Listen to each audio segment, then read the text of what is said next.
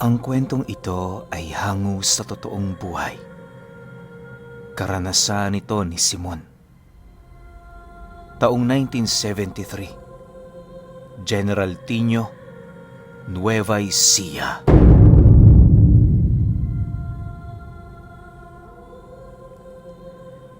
Itong mga panahong ito, kasalukuyang nagbababuyan itong si Simon. Sa kanilang lugar, bilang lamang ang nagbababuyan noong mga panahong iyon. Bukod kasi sa hindi madali ang pag-aalaga sa mga baboy, dagdag isipin din para sa mga taong nagtatangka sa ganoong negosyo ang malakas na gastos sa pagpapakain dito. Bilang malawak na ang karanasan ni Simon tungkol sa pagbababuyan, kung kaya't hindi na problema para sa kanya ang iba't ibang uri ng sakit na maaaring dumapo sa mga ito. Ultimong kinakatakutan noong lagnat na pumapatay sa maraming baboy, madali niya yung nalulunasan. Ayon kay Simon, simple lang ang lunas para dito, subalit hindi yun pinahihintulutan ng gobyerno alinsunod sa interes ng mga mayayamang tao na nasa ganoong uri ng negosyo. 5 ang inahin niya, 3 sa mga ito merong mga lahi. Yung 2 naman, ordinaryong baboy lang. Sa loob ng ilang taong pamamahala niya sa kanyang babuyan, marami na siya doong nakuhang pera. Ginamit niya ang salaping kanyang kinita sa pagpapalawak pa ng husto ng kanyang babuyan. Wala naman doong nagrereklamo sa kanya, bukod kasi sa malayo yun sa barangay, may mga nakatalagang parumihan rin ang bawat kulungan. Upang hindi na siya gaanong mahirapan sa araw-araw, minabuti niyang doong manirahan kasama ang kanyang pamilya. Habang lumalaki ang mga baboy niya, meron doong napapansin si Simon na kakaiba. Yung isang inahin niya kasi, bukod sa kulay itim ang mga balahibo, kakaiba rin ang inaasal nito tuwing nagpapakain siya. Animoy pakiramdam niya, merong sariling pag-iisip ang nilalang na yon, gawa ng kapag lumalapit siya roon, hindi yun gaanong gumagalaw, bagkus ang tanging ginagawa lamang nito ay tumitig sa kanya. Noong una, inakala niyang ordinaryong gawain lang yon ng inahin, subalit pagkasapit ng kapanganakan nito, doon na siya unti-unting nagduda. Isipin niyo, yung mga kasabayan nitong inahin, nanganak ng 9 hanggang 11. Subalit ang baboy na yon, walang isinilang kahit isa. Ang mas nakakapagtaka pa, yung laki ng paglobo ng katawan nito, bigla na lamang naglaho sa loob ng isang gabi. Ang buong akala nga ni Simon, sosobra sa dede nito ang kanyang mga anak, subalit labis ang kanyang pagkagulat nang masipat niyang hindi man lang yun nagsilang ng kahit isa man lang. Bagaman nakapagtataka ang pangyayaring yon, minabuti niyang hayaan na muna ito pansamantala. Alam niya kasing magiging abala na naman siya, lalo pat marami-rami din ang mga biik na aalagaan niya. Habang unti-unting lumalaki ang mga ito, patuloy naman niyang binubuhay ang inahing hindi nagsilang ng biik. Inisip na lamang niya, natunaw ang mga anak nito dahil sa medyo sumusobra niyang pagpapakain dito noong nagbubuntis pa lamang ito. Lumipas pa ang ilang linggo, medyo natutuwa naman noon si Simon dahil sa wala pa namang namamatay sa mga bagong panganak na biik. Minabuti din niyang ituon na muna dito ang kanyang atensyon pansamantala para naman kahit papaano mabantayan niya. Ang ginagawa lang niya noon sa iba niyang alaga, nililinisan lang ang kulungan ng mga ito at pinapakain. Isang hapon, habang nag-iikot sa babuyan itong si Simon, napansin niya ang kulungan ng inahing hindi nanganak na merong malalaking uka sa kulungan nito. Pagsilay niya sa loob, tumambad sa kanya ang tigtatatlong malalaking karit ng kuko na nasa gilid ng pader nito. Hindi pangkaraniwan ang mga ukang yon sa kadahilan ng para itong ginawa ng isang mabangis na nilalang. Dala ng kanyang pag-aalala sa inahin, dahan-dahan naman niya yung pinasok upang tingnan kung meron ba yung sugat na natamos sa katawan. Nang masipat niyang wala naman, hindi niya maiwasang mapaisip, lalo pat yun lamang ang nag-iisang kulungan na merong ganoong uri ng uka. Dahil sa pag-aalala noon ni Simon, minabuti niyang bantayan ang kanyang mga baboy hanggang sa pagsapit ng gabi. Meron naman kasi siyang matutuluyang kubo malapit sa lugar, kung kaya't hindi na magiging mahirap para sa kanya ang manatili doon. Bago pa man sumapit ang takip silim, dali-dali naman siyang umuwi para magpaalam sa kanyang asawa. Nagbitbit na rin siya ng iilang unan at ininit na tubig nang sa gayoy magawa niyang makapagkape sa oras na inantok na siya. Matapos nilang makapaghapunan, agad namang tumungo itong si Simon sa babuyan. Nais pa sana noong sumama ng kanyang panganay pero hindi niya na yun pinahintulutan gawa ng masyadong malamok at mabaho sa lugar na yon. Habang unti-unti nang binabalot ng kadiliman ang buong paligid, naghanap siya sa loob ng kubo ng isang magandang pwesto kung saan nakaharap ito sa babuyan. Nang makahanap na siya, agad naman siya roon gumawa ng isang maliit na uka para mapagsilipan niya. Sa pagpapatuloy ng kanyang pagmamasid, wala naman siyang nararamdamang kakaiba sa paligid. Ang tanging naririnig niya lamang roon ay ang mga pag-ungol ng baboy dahil sa naghahanap yon ng pagkain at mapupwestuhan. Makalipas pa ang ilang minuto, laking gulat na lamang ni Simon nang may masipat siyang isang hubot-hubad na nilalang na dahan-dahang lumalapit sa kulungan. Wala itong ibang pinuntahan kundi ang kulungan ng inahin niyang hindi nanganak.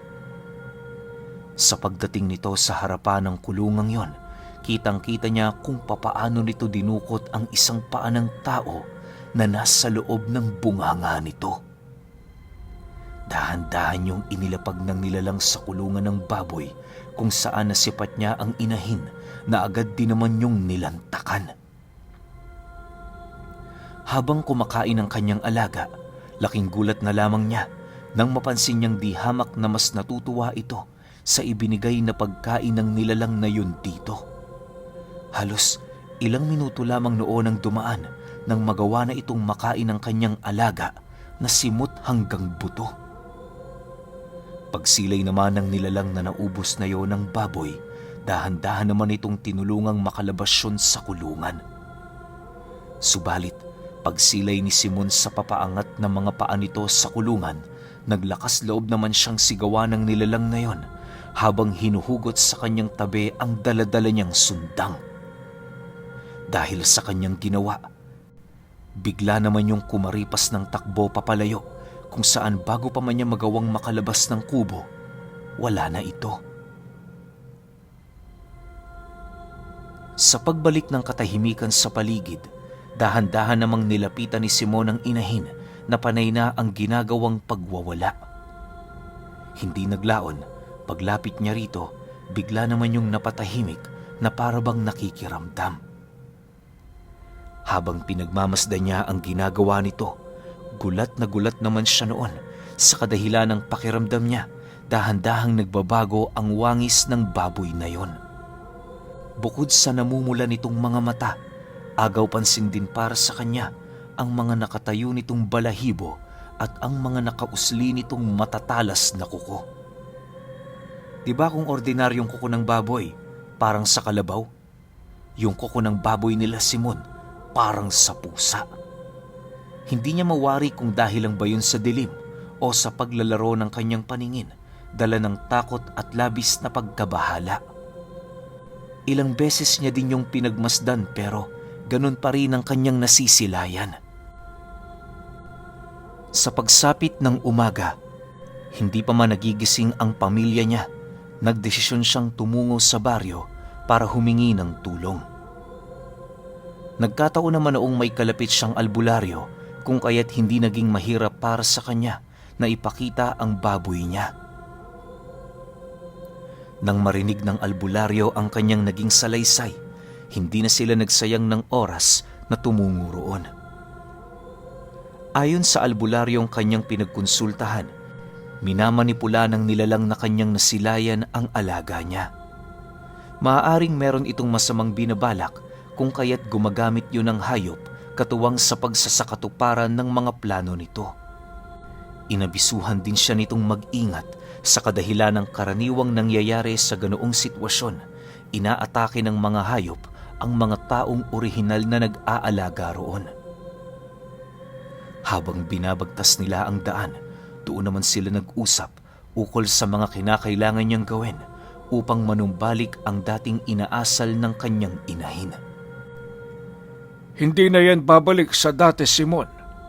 Ang sitwasyon ng alaga mo, may hahalin tulad mo sa sitwasyon ng taong nayanggaw ng aswang mismo. Nakakapit na ang kanilang mga kaluluwa sa ibinigay nitong pagkain o anumang uri ng salamangka. Kapag sinubukan mong alisin yan, mamamatay naman ang alaga mo. Para makampante ka, payo ko sa'yo, patayin mo na ang hayop na yan. Seryosong sagot ng albularyo. Dahil sa sinabi nito, halos hindi naman niya maiwasang magdalawang isip gawa ng ilang taon na din niyang inaalagaan ang inahin. Kung tutuusin, marami na din yung naibigay sa kanya kung kaya't nakakapanghinayang talaga. Aminado din noon si Simon kapag nawala yun sa kanya, medyo maghihirap ang babuyan niya. Bukod sa hindi na yun kagaya ng dati, mababawasan rin ang kanyang kinikita sa mga biik niyang ibinibenta. Kung hindi niyo kasi na itatanong, karaniwang binibenta ni Simon ang mga biik na nakukuha niya sa inahin yon. Hindi niya ito pinapalaki pa sa kadahilan ng mas mahalaga sa kanya ang mga biik na nanggagaling sa mga baboy na merong lahi. Ang nalilikom niyang salapi gamit ang pinagbentahan ang siya namang ginagawa niyang puhunan para sa pagkain. Makalipas pa ang ilang minutong paglalakad, narating na nga nila ang lugar niya. Pagdating nila sa kulungan ng mga baboy, agad namang nakumpirma ng albularyo na totoo ang kutob nito. Kung hindi yun nagkakamali, ang inahin ni Simon, biktima ng pangyayanggaw ng isang aswang na kumakain ng tao at mahilig mag-alaga ng hayop.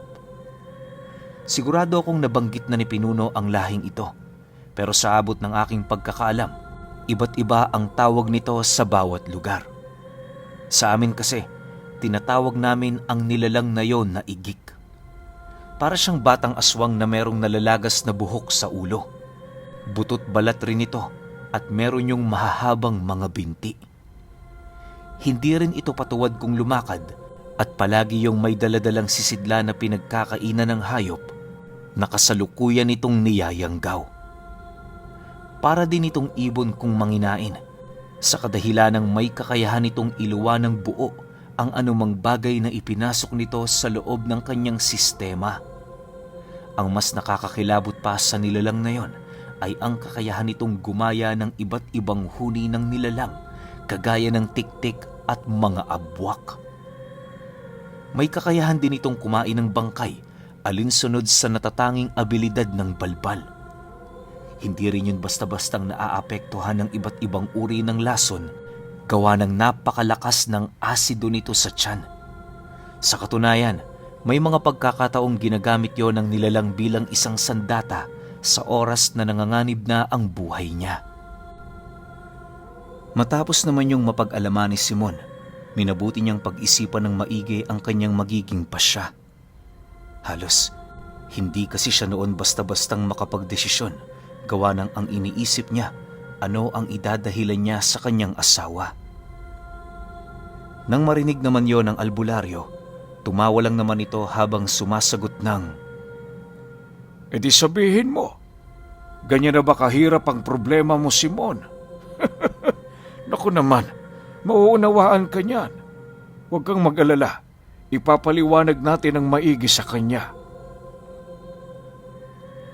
Dahil sa sinabi nito, hindi naman niya maiwasang magdalawang isip, gawa ng kung papatayin nila ang inahing yon, maaaring lumipat lamang ang igik ng baboy nitong yayang gawin. Hindi na niya ninais pang mag-alay ng pangalawang inahin dahil sa magdudulot na yon ng dagok sa kanilang negosyo. Nang marinig naman ng albularyo ang kanyang sagot, bigla naman yung tumahimik habang sumasagot ng, At sinong may sabing hahayaan natin yung mabuhay? Kung papatayin natin ang alaga mo, syempre sabay ang demonyong yon. Alangan namang hahayaan natin siyang magpalaboy-laboy dito. Huwag kang mag-alala, Simon. Mamayang gabi tapos na yung problema mo. Nang marinig naman niya ang sinabi nito, tila bang unti-unti nang nagiging malinaw sa kanya ang mga bagay na kanilang gagawin. Makalipas pa ang ilang minuto, nang makuha na nila ang pagsang-ayon ng asawa niya, doon na sila gumawa ng patibong laban sa igik. Simple lang ang ginawa nila noon, maglagay ng isang makapal na lubid sa mismong kinatayuan ng igik noong makita ito ni Simon. Nasisiguro kasi ng albularyo na sa pagsapit ng gabi, babalik ito at doon pa rin yun pupwesto. Kapag umapak doon ang igik, hihilahin nila ito ng malakas para mabilis yung pupulupot sa paa ng nilalang. At kapag nahuli na nila ito, dali-dali naman yung lalapitan ng albularyo para baldahin ang mga galamay nito. Kapag naisakatuparan na nila ang planong yon, magagawa na nila itong makausap ukol sa nais nitong paggamitan sa kanyang alagang baboy. Sisiguraduhin din nilang hindi na ito mabubuhay pa kahit ano pa ang gawin nitong pagmamakaawa. Kinahapunan, wala na silang ibang ginawa kundi ang maghintay. Yung mga patibong na gawa na nilang mailatag, kalakip ang mga sabulag na isinama roon ng albularyo upang hindi basta-bastang mapansin ng igik ang patibong na nasa harapan nito. Sa pagsapit ng gabi, habang dahan-dahan ang binabalot ng kadiliman ang lupain, wala naman silang ibang ginawa kundi ang magtago sa loob ng kubo. Bagaman napakaraming lamok, iniwasan nilang magsindi ng gasera upang hindi maghinala ang nilalang na papatayin nila. Halos ilang oras ding nagtiis sila Simon sa lugar na yon hanggang sa dumating ang puntong nasipat na nila ito. Dahan-dahan itong binabagtas ang masusukal na talahiban kung saan ang pinakadulo nito ay likurang bahagi ng kanyang babuyan. Pagdating nito sa kulungan ng mga inahin, agad naman yung tumungo sa harapan na siyang naging sanhi upang makaapak ang mga paa nito sa pinakagitnang bahagi ng lubid.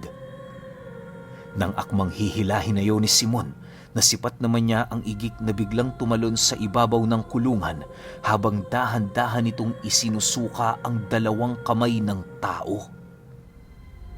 Pagbigay dito ng igik sa kanyang inahin, bigla naman yung bumalik sa dati nitong kinatatayuan na siyang naging sanhi upang maisakatuparan na nila ang kanilang binabalak. Sa pagpulupot ng lubid sa mga binti nito, kitang-kita naman nila kung papaano magpumiglas ang nilalang. Habang nagpupumilit yung gumapang papaibabaw ng kulungan, buong puwersa naman yung hinila ni Simon pabalik.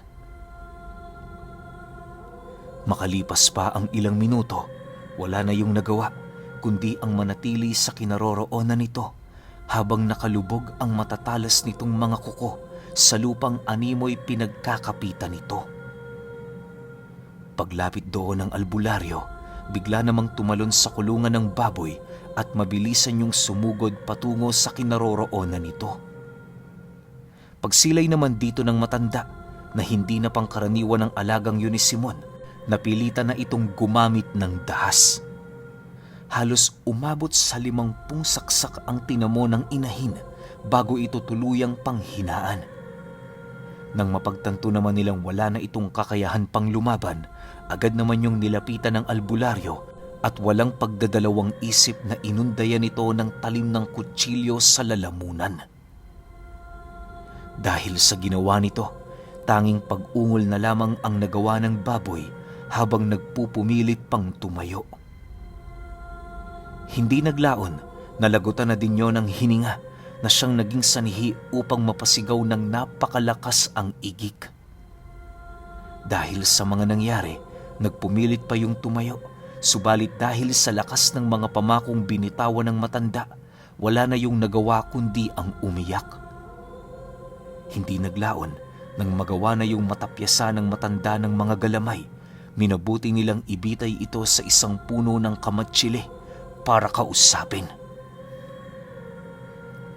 Habang nakatali roon ang nilalang, panay naman ang pagmamakaawa nito sa kanila na wag yung kitila ng buhay.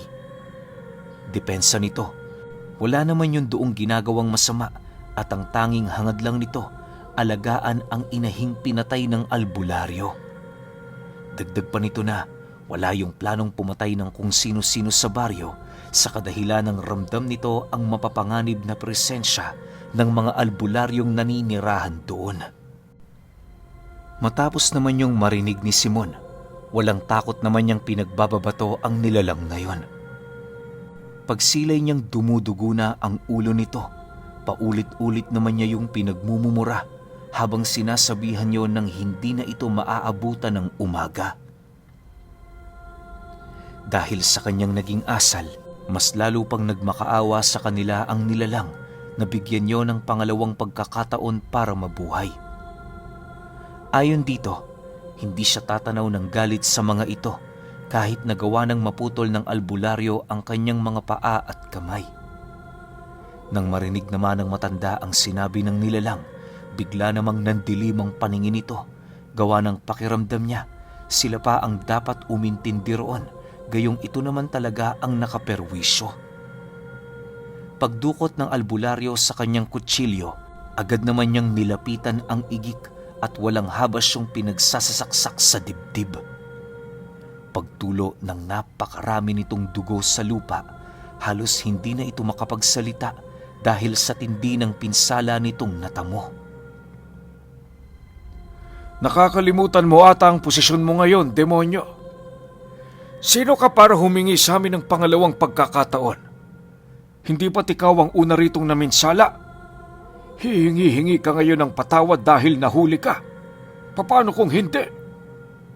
Wika ng albularyo sa nilalang. Matapos nitong makapagsalita, patuloy pa rin ang ginagawa nitong pagpapahirap sa igik hanggang sa dumating ang puntong unti-unti na yung nawawala ng ulirat. Hindi naglaon, bigla na lamang yung nangisay, hudyat ng nalalapit nitong pagkamatay. Nang masipat naman ito nila Simon, agad naman nilang ibinaba sa puno ang nilalang para hayaan itong lasapin ang huli nitong hininga sa mundo. Ni katiting na awa dito wala silang naramdaman sa kadahilan ng malaki din ang dagok na nagawa nito para sa kanyang negosyo. Bago pa man sumapit ang 11:11 ng gabi, patay na ang nilalang na yon. Pagkawala ng kaluluwa nito sa kanyang katawan, kitang-kita nila Simon kung papaano maagnas sa loob lamang ng ilang minuto ang katawan nito. Ayon sa kanya, maihahalin tulad mo ang pagkamatay ng igik sa isang bangkay ng hayop na inabot na ng ilang araw sa pagkabulok. Dagdag pa niya na wala ding amoy ang bangkay nito kahit pinagpipistahan na ito ng gadaliring mga uod. Matapos ang mga pangyayari, minabuti na nilang bumalik sa babuyan para pagtulungang ilibing ang inahin. Bale, dinala nila ito sa malayong bahagi ng kanilang lupa para doon ilibing. Hindi naman naging mahirap para sa kanila na ilibing ang hayop sa kadahilan ng kumpleto ang kanilang mga gamit. Kinaumagahan, inilipat ni Simon ang iilan sa mga baboy niyang alaga sa kulungang wala namang laman. Bagaman na pamahal na sa kanya ang inahing niyanggaw ng igik, wala siyang magagawa sapagkat biktima lang din ito. Sa paglipas pa ng mga araw, kahit papaano, unti-unti na ring naiuusad ni Simon ang kanyang emosyon ukol sa mga nangyari. Hindi naglaon nang makalimutan na niya ang tungkol doon, mas lalo pang umulan ng grasya sa kanyang negosyo. mas lalo ring dumami ang mga alaga niya hanggang sa hindi naglaon, yon ang naging dahilan nila para manirahan na sa syudad. Alam niyo ba na bagaman mapera na itong si Simon, hindi niya pa rin malimot-limot ang inahin niyang yon na napamahal na talaga ng husto sa kanya.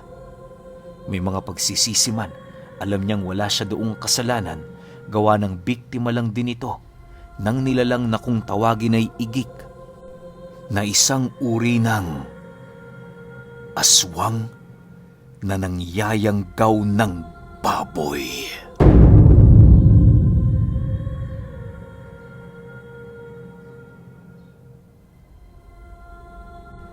Okay, opinyon ko sa kwento. Parang binanggit dito sa kwento na hindi lang naman baboy yung niyayanggaw ng igik, no? Kasi parang kung ano yung hayop na makursunadahan nila. Alam, hindi ko lang maintindihan kung bakit kailangan yung gawin yun ng igik. 'Di ba? Ano ba to? Para meron siyang libangan? Para meron siyang alaga?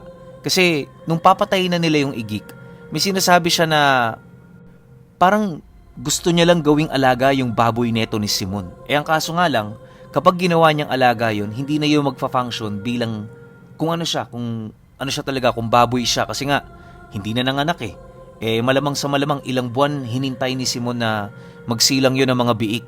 Pero wala siyang napala kahit isa. So, ang tendency nga naman, malulugi talaga yung negosyo niya. Pero ang pinagtataka ko lang din, bakit parte ng katawan ng tao yung pinapakain ng igik sa hayop? Bakit hindi na lang din hayop? 'Di ba? Kung tutuusin, maraming baboy si Simon na pwedeng katayin ng igik kahit anong oras niya gusto, tapos ibigay dun sa inahin na ina na gusto niyang alagaan. 'Di ba? Bakit kaya tao, no? Medyo napapaisip lang ako dito sa lahi ng igik. Tapos parang mahina lang rin no? Mahina Kasi saglit lang nahuli nila sa patibong O hindi naman kaya matindi lang talaga yung albularyo na nilapitan ni Simon, kasi parang alam niya na yung mga gagawin Tsaka nanggaling na rin mismo sa igik na kaya ayaw niyang mambiktima ng tao dun sa baryo o sa lugar nila Simon, kasi nga nararamdaman niya yung presensya ng lakas ng mga albularyo. Kaya siguro talagang pinangingilagan niyang mambiktima sa baryo na yon. 'Di ba? Pero kayo, kung may opinyon kayo sa kwentong ito, comment nyo lang sa baba. Yun lang, hanggang sa susunod na kwento. Salamat.